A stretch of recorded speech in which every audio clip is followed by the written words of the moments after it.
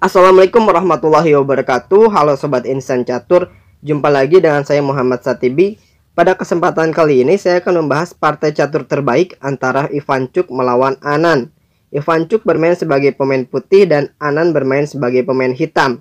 Seperti apa langkah-langkah terbaiknya? Mari kita simak langkah-langkahnya. Langkah pertama E4, selanjutnya E5, kuda F3, kuda F6. Nah, langkah kuda F6 ini merupakan ciri khas dari permainan Rusia. Selanjutnya kuda kali E5, pion D6, kuda F3, kuda kali E4, D4, D5, gajah D3, gajah E7, rokade pendek, kuda C6, benteng E1, gajah G4, C3, F5, menteri B3, menteri D6, kuda FD2, rokade panjang mengamankan saja raja ya. Pion F3 mengancam kuda dan gajah. Gajah A4 membalas ancaman dengan ancaman, mengancam benteng di petak S1. Benteng F1 menghindar saja. Dan langkah gajah H3. Nah, ini langkah di luar nalar dari Viswanathan Anand, karena mengorbankan salah satu perwiranya antara gajah dan kuda. Kita analisa apabila Ivancuk memakan gajah di petak H3. Misalnya pion makan gajah di petak H3. Ini maka analisanya menteri G6 skak, raja H1, kuda F2 skak, benteng makan kuda, gajah makan benteng, menteri D1, benteng HE8, pion F4, benteng E1 skak, menteri kali E1, gajah kali E1, dan Ivancuk akan kehilangan satu menterinya.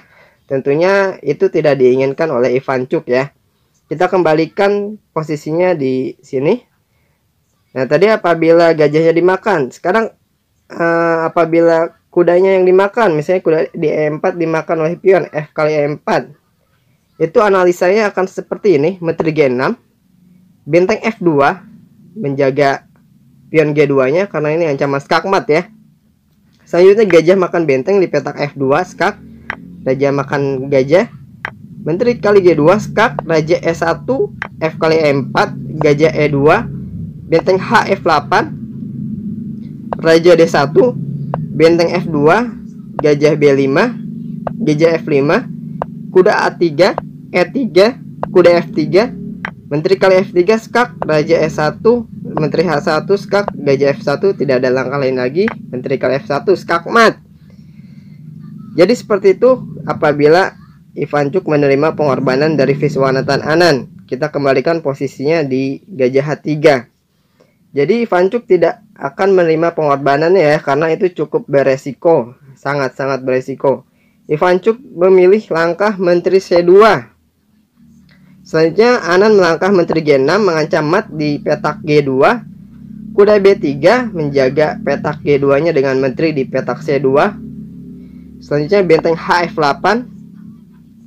Lagi-lagi kuda di petak E4 ini dikorbankan ya. Apabila Ivancuk menerima pengorbanan F kali E4, ini juga cukup berisiko karena analisanya akan seperti ini.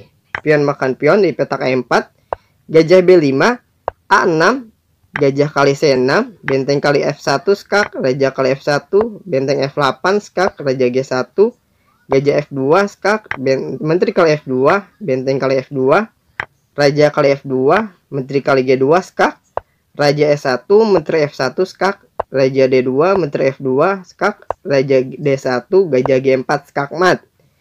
Jadi seperti itu apabila Ivancuk menerima pengorbanan dari Anand. Kita kembalikan posisinya di benteng HF8.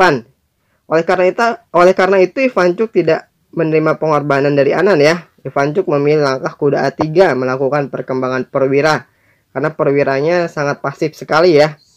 Selanjutnya benteng DE8, raja H1, kuda F2 skak, lagi-lagi langkah di luar nalar. Ini mengancam raja ya, dan sekaligus mengorbankan kudanya di petak F2. Dan ini tidak ada langkah lain lagi ya selain Ivancuk menerima pengorbanan dari Anand, yaitu benteng kali F2. Karena kalau misalnya geser ini mati ya. Misalnya raja G1, ini menteri kali G2, ini sangat jelas sekali skakmat.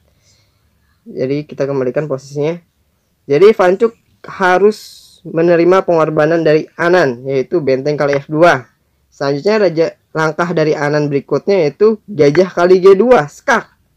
Dan di sini Ivancuk menyerah karena langkah berikutnya Ivancuk akan terkena skakmat ya. Apabila dimakan misalnya benteng kali G2, itu langkah selanjutnya dari Anan yaitu benteng S1, skak. Selanjutnya ini wajib ditutup ya, antara gajah F1 atau benteng G1. Misalnya benteng G1, ini skakmat. Jadi seperti itu langkah-langkah terbaik dari Viswanathan.